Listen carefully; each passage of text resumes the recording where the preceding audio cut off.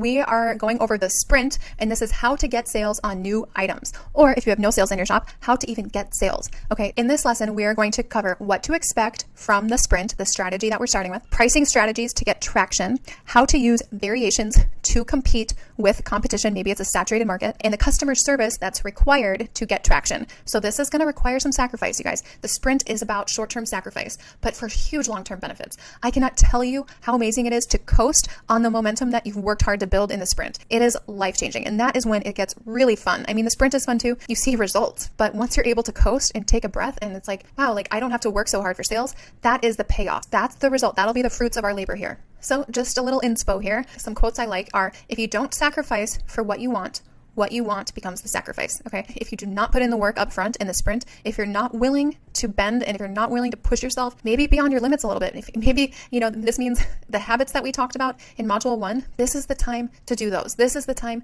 for those sacrifices. If you don't make those sacrifices, what you could have done with Etsy, the potential of how much money you could have made, the level of generational wealth that you could have generated, like that will become the sacrifice. That's what's left on the table. So push yourself, be relentless. This is the time to do it. This is the time where you got to be charged up and not back down, okay?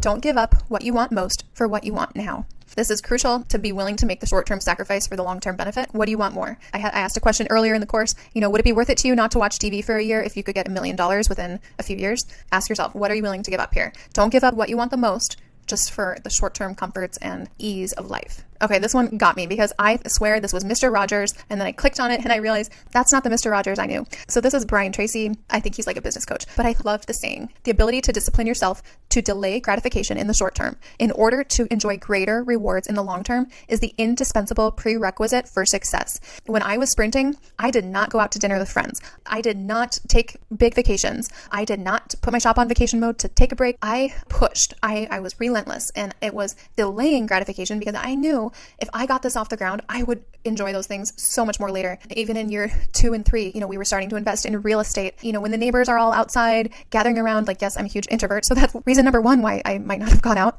But, reason number 2 was because my husband and I, we were inside. We were building this business. We were building a beast of a business together.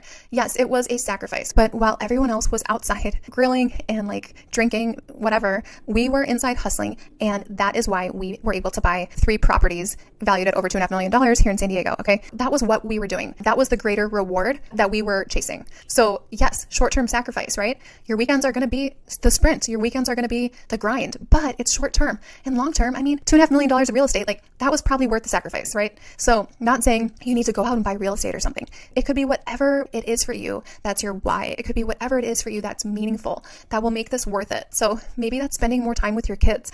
Maybe that is being able to, help pay for, college for your grandchildren. Maybe that is being able to help retire your spouse. Maybe you just wish they would stop working and finally retire, but they feel like they can't yet. Maybe this could get them there. So think about that long-term why in your mind and delay that short-term gratification.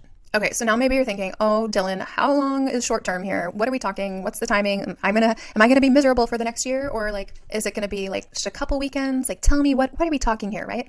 Okay, so for an average order value of $5, I recommend that this is your first 800 sales. If you have an average order value of $15, this is your first 600 sales. And if you have an average order value of $30 plus, this is your first 500 sales. If your average order value is going to be $150, I honestly still recommend that it be your first 500 sales. I don't recommend anything below that for your sprinting strategy. So these are my recommendations. But if you want to talk to me about what you're looking at doing and you want to get more of a concrete idea, feel free to post it in the community group and we can go over your specific situation together. So this means requirements will be higher on your time right now. So please implement healthy habits to sustain your efforts. This is making sure you are alert and getting enough sleep and like eating food that is going to sustain you and not make you crash. So this is a time of short-term sacrifices and making it work. All right. This is a little bit, not to be dramatic, but a little bit of survival mode where laundry isn't going to get done. Your house might be a little messy. It might not be as organized. You might have to miss some like fun dinners out. You might have to sacrifice some date nights. Date nights could now become, working on listings with your spouse. This is short-term sacrifices and making it work. So just prioritizing this You're going to feel a little imbalanced, but getting those first 500 sales, 600, 800 sales, whatever that your sprint is, getting the momentum is so worth it. And then you can ease up a little bit and relax a little bit and bring back in those joys in your life that you sacrificed for the short term. So this is also a time of resourcefulness and problem solving, because being resourceful and having a problem solving mindset is going to be faster growth. So it's not, I don't know if I can do that. It's how am I going to do that, right? If someone asks you something custom, don't say, I don't know if I can do that, or I don't think I have time, or I'm sorry, I don't do that. No, this is your time to show your problem solving skills. The best problem solvers are going to win on Etsy. The most resourceful people are going to win on Etsy. So do more with less. Always say yes and then figure it out later. And you're going to grow so much faster. Okay. This is the key to growth, is resourcefulness and problem solving, not turning away any business. Okay. In your sprint, you are taking all the business you can get. You are saying yes, you're figuring it out later, and you're doing more with less. If you think, oh, I don't have the right tools or materials, no, you will figure it out. You do not need to have the perfect tools and the perfect materials. You can literally like jerry rig things together. That is exactly how I got started. I literally got started selling a product that was made out of foam blocks, was held together with toothpicks, you guys. I put a picture of something that was foam blocks held together with toothpicks. It was a flower, letter J for my last name, with fake flowers attached to it. And it was foam blocks with toothpicks. This thing, if it got windy, this thing would blow apart. This thing was not, you couldn't even transport it. When I transported it from San Diego to Minnesota for my wedding, I had to literally break it apart and just like keep the toothpicks and the foam separate. And then I reassembled once we got there. So if you don't know, and I posted this as an item for sale on Etsy, not knowing how the heck I was going to actually make it. Okay. When it sold, then I thought, okay, now I have to engineer how I'm actually going to make this. I do not recommend flying by the seat of your pants in that extent, but to show you, like, that's how I grew my shop to $1.25 million, saying yes and figuring it out later. Never turn away business, because you never know when that one request is going to end up being the product that you add into your shop that does $500,000. And I can attest to that. That is exactly how all of my top selling products and categories came about, was by saying yes and solving problems, because other shops were not willing to do that. Okay, during the sprint, you are going to ask yourself, with every step you take on your business, is this a profitable action step? This is not a time to brainstorm. This is not a time to fill out a whole notebook full of thoughts and ideas, right? Because those are going to stay in the notebook. We get into our shop. We take profitable action steps. We update words. We update keywords. We work on our SEO. We actually implement our ideas. We don't just write them down to maybe analyze them or evaluate them later. We are literally, any action is better than no action. So do not think too much right now. It is a time to test and do a level of trial and error that is required for traction. So when your time is limited, right? Like, I know I have 2 kids, a 1-year-old and a 5-year-old. It's insanity. Focus on only the things that are going to help you get sales, not things like, okay, I'm going to tweak my about section, or I'm going to do some brainstorming or research or like busy work, right? Because that can take you down a rabbit hole of 2 hours of scrolling. How did that add to your bottom line? Ask yourself that. So instead, how do you spend that time when you have little like 15-minute chunks here and there?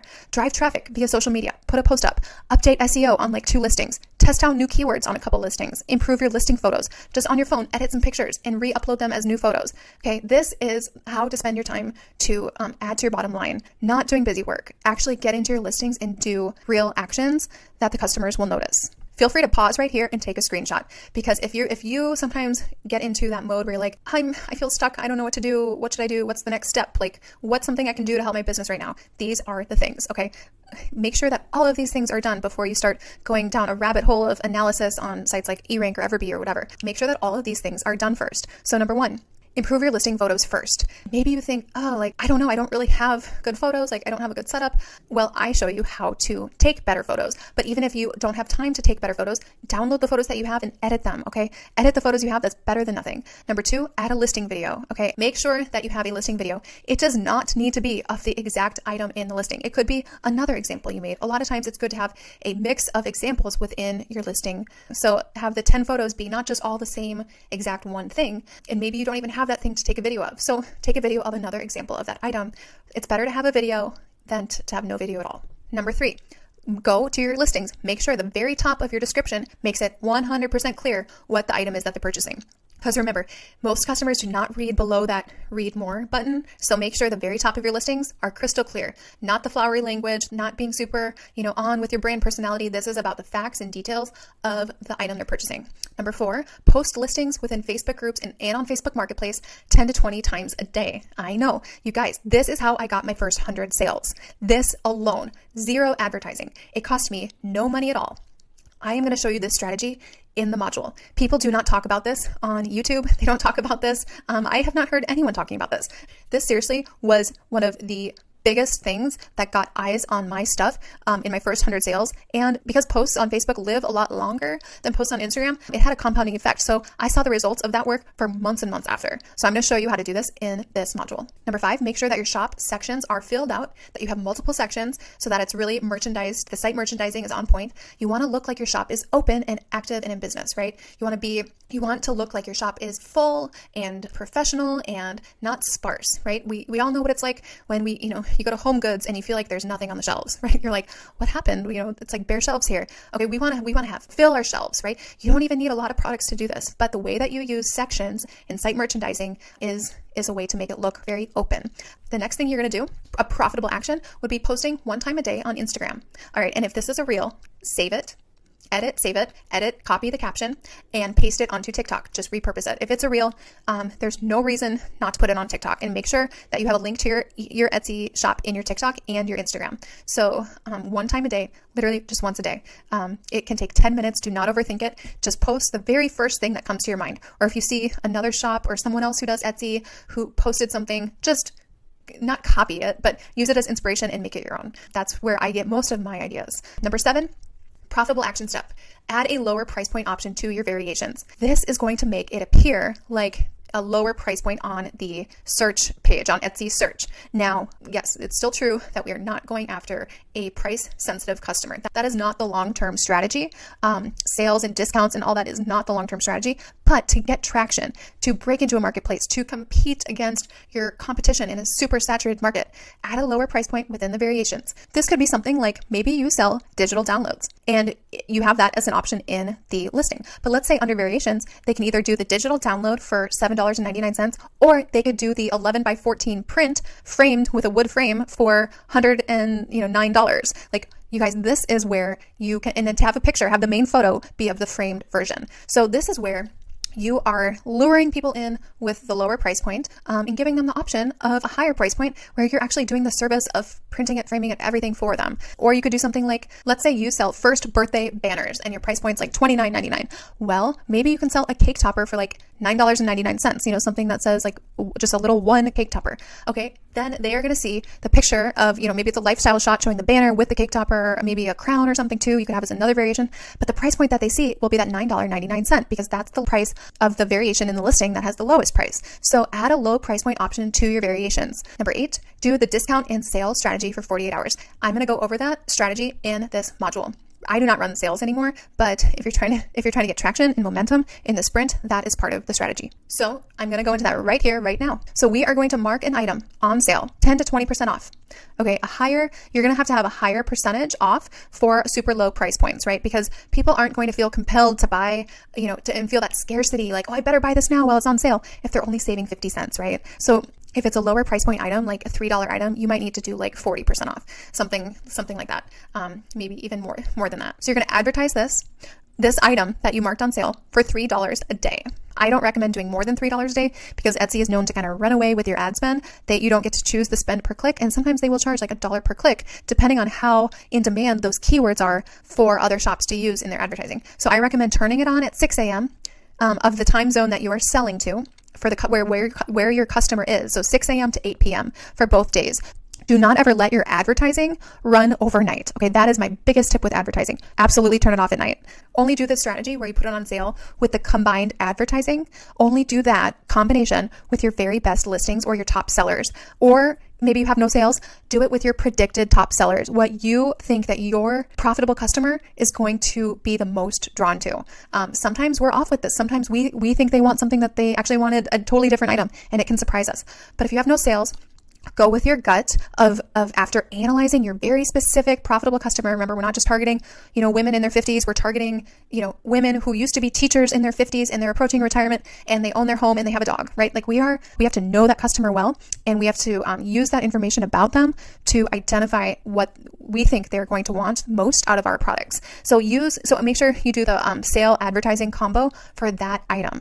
Do not do this for clearance items that you have a limited quantity of, and do not do this for items that have not shown any popularity yet. It's just, if your SEO is on point, if the photo is good and people still don't want it, I would not lean into this advertising strategy for that item, because your goal with advertising is to get it in front of more people who actually would want it. So you're going to have a better conversion and better chance of actually selling things from the ad using this for your very best listings and your top sellers.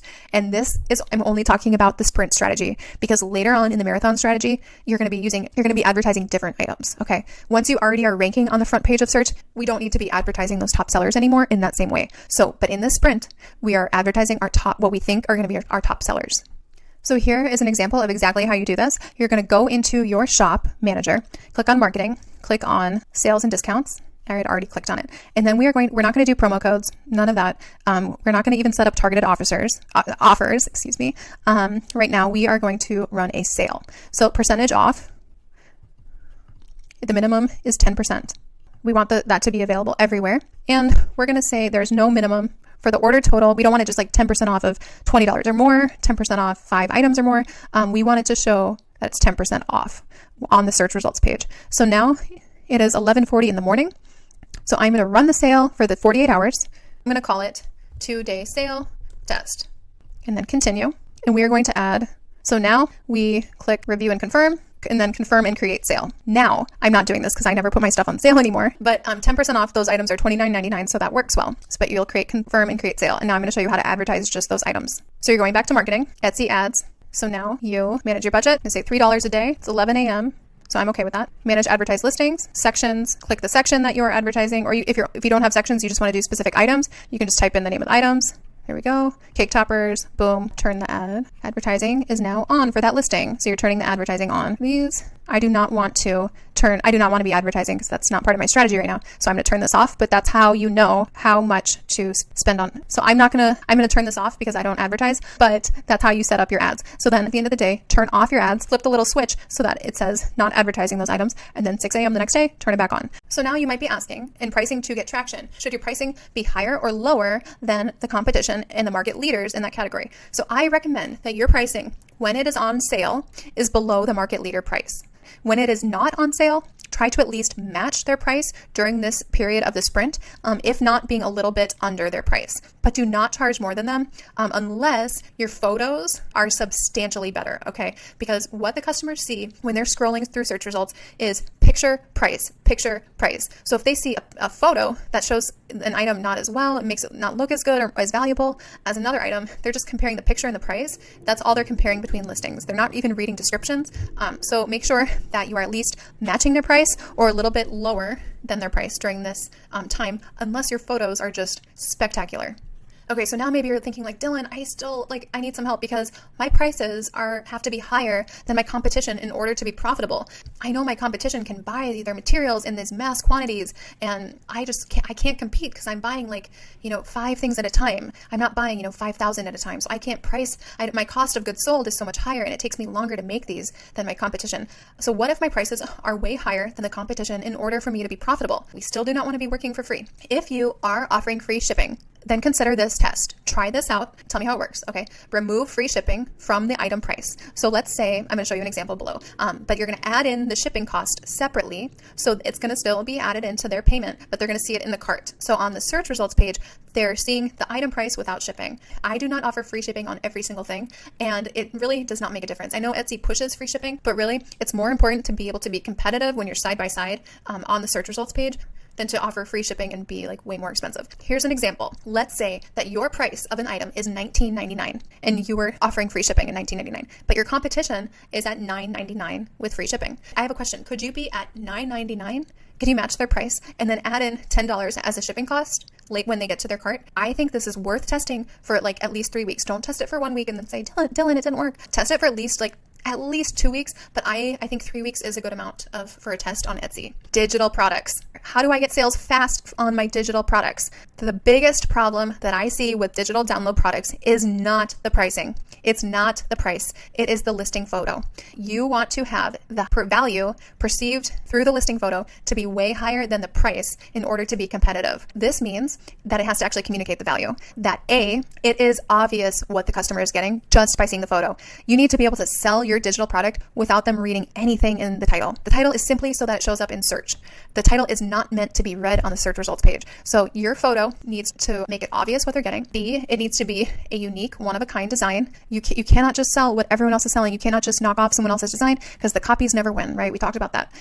So it needs to be a unique, one-of-a-kind design. It actually has to be, the aesthetic of it has to be attractive and compelling to your specific customer. So what I see happen a lot with digital products is that we ourselves choose a customer. Maybe the customer is like us, but maybe it's not quite us. Maybe it's like, for me, I would never buy the items I make. I am totally not my customer, but I understand my customers so well that I would never buy, but I know that they will buy. So with digital products, if your customer is not exactly you need to make sure that the design and that the aesthetic is in line with them and that we're not accidentally making it something that we would buy. Okay. This means that it's a unique, one-of-a-kind design that's not like the competition, that really stands out, and that it is attractive to our specific customer, not just attractive to us. Okay. So for me, for example, I have created some products where I'm like, oh, this color scheme is going to be such a winner. Like that people are going to love this. Like this is a winner. It's my favorite thing I've ever made. Okay. That thing never sold. It's something that I loved, but it's not what my customer loved because I am not exactly my customer. Unless you are exactly your customer, you need to listen to them through views. If you're not getting sales yet, listen to them through seeing the views. What is actually getting clicked on? What are they drawn to, attracted to visually? If something is not getting views and it has good SEO, we need to rethink maybe the design or the aesthetic or how we're presenting it in the listing photo. Just remember that in digital spaces, if we're not exactly our customer, we really, really need to make sure that that aesthetic and the design is like to a T what that customer wants. And they will tell us through the views if we're not at the point where we're getting frequent sales. That only applies if your SEO is on point, because if your SEO is on point, then the data is thrown off. But if your SEO is on point and it's still not getting clicked on in visits, then we know that it could be a problem with either the picture or the actual aesthetic of the design.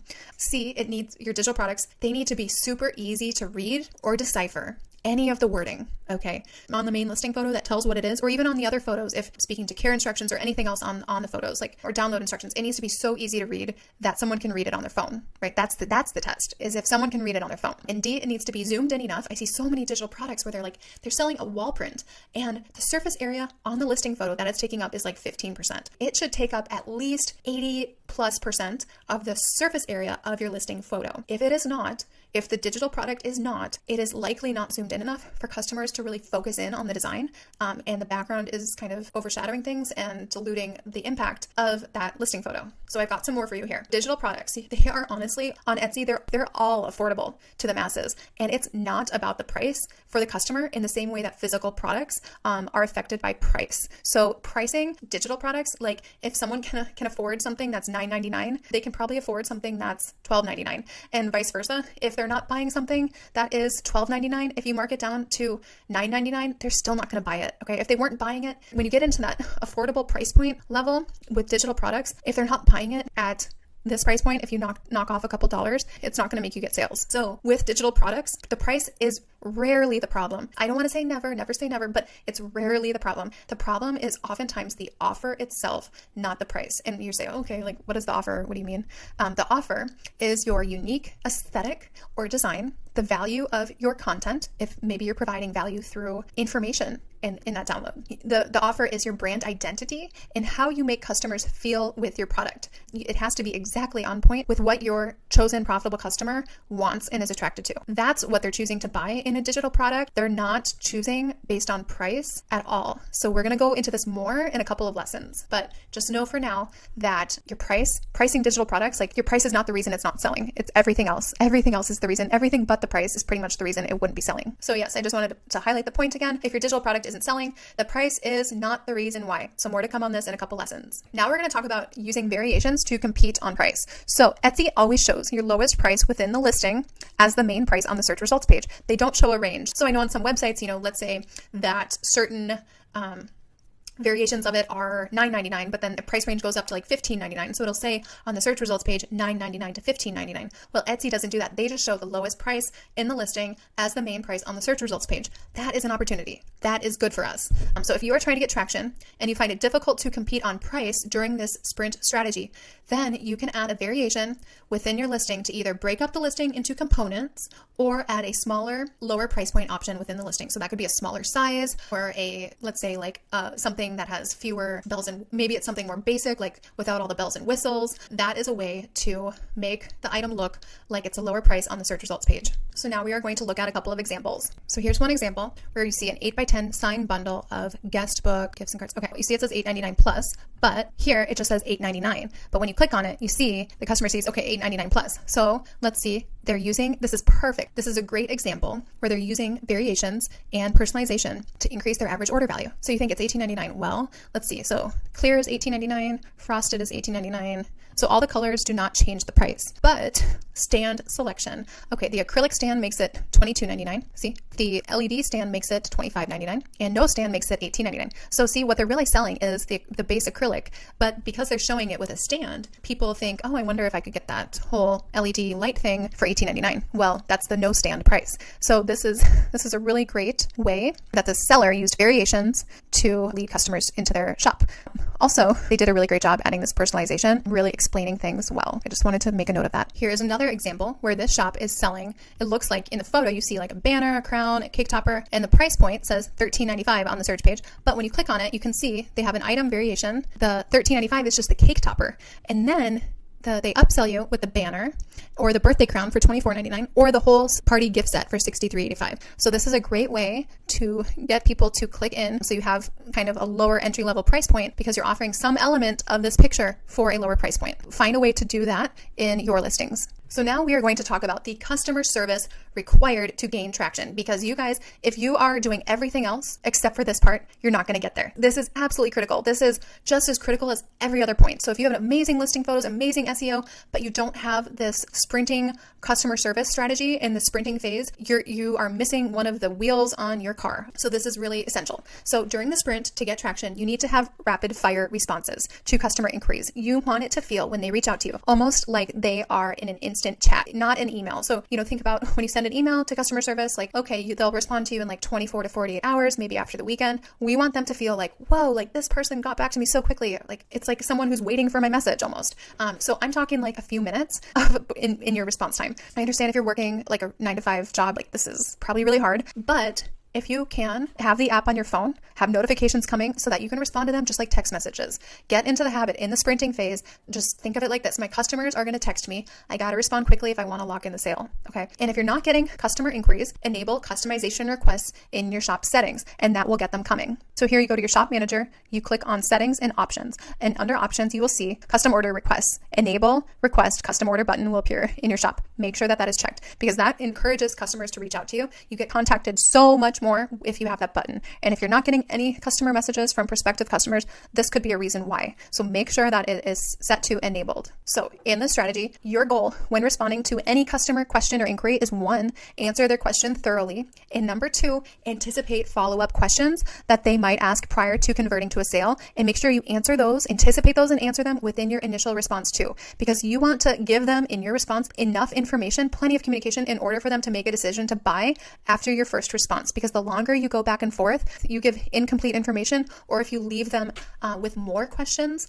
you're slowly losing your grasp on the sale. So you need to anticipate future questions they would need answered in order to buy from you and answer those right away. So your responses need to be 1, professional yet friendly. This is not a time to be too much with the brand voice. Like this isn't a time to be like flowery. You need to think like concise, need to know information, not, questions about what's the weather like where you are, not too friendly. We're trying to provide solutions. We're trying to help them. We're not trying to build friendships in our responses, but we want to be helpful and polite and professional and attentive to their needs. We want to be concise enough, not too wordy, so that a customer reads your message right then. We do not want them to look at the message from us, see that it's long, and then decide to come back to it and read it when they have time. That would be like a big missed opportunity. So we need to have be concise enough so that, let's say they're on their phone, let's say they're like breastfeeding their baby, like let's say they are walking, from the car to the grocery store. They have 30 seconds. They need to be able to read and comprehend what we're saying. We don't want to leave them a message that it's like, oh boy, that's a lot. I'll look at that when I get home, or I'll look at that tonight after the kids are in bed. We want them to feel like it's very digestible to look at and comprehend right then and there. So correct grammar, very important. No emojis. Some people really like the emojis in the messages. If they are sending a lot of emojis in theirs, then sure, you can meet them at the level that they're at. They probably will not think anything of it. But if they aren't using a lot of emojis, stay away from that. Also, whenever possible, offer a direct link to purchase from a product page if that's necessary. So if they are saying, hey, do you offer, kid sizes? You don't just say, yes, we do. Thanks for asking. Yes, we can do kid sizes. What size do you want? No, you say, yes, we offer kid sizes. Here's the link to purchase from the kids listing. Okay, so always give them a link, always direct them to a link. If they say, hey, do you make front door signs? You could say, yes, we can make front door signs. What did you have in mind? Here's also a link to the section where we sell front door wreaths, if that is something, and some of those have signs on them or something like that. So always link to product pages when possible, because a lot of times when customers reach out to you, they've only seen one product in your shop. They a lot of times have not even gone directly to see your shop and all of your products. A lot of times they have just seen one listing, one product, and they message you from that product. So especially if you see that they message you from a product page, it'll show the link of the product that they messaged you through. That could be a big sign. They don't even know what else you sell. So always link to your shop page, to other sections, whatever might help a sale go through. Next, if a customer is requesting a custom listing from you and they need a custom listing to purchase, make sure to send them that listing right away, not when you have time to get to it. Stop what you're doing and send them the link to pay, because they're on their computer ready to buy. They're asking for the link to pay. They're saying, where do I put my money? They're saying, where can I buy this now? Like, they're ready to buy when they're asking for the link. So drop what you're doing. Annoying, but you're in the sprinting phase, and this is how you get momentum. That's a sale. So send them the link to pay right away, not at the end of the day, not in an hour. If they ask for the link, as soon as you see that message, send them the link. Remember that most of the time, if a customer has reached out to you about a product or with a question that they've also most likely reached out to multiple shops with that exact same question. I have found this to be the case so many times. Most of the time, the early bird, the shop that's the early bird, gets the worm.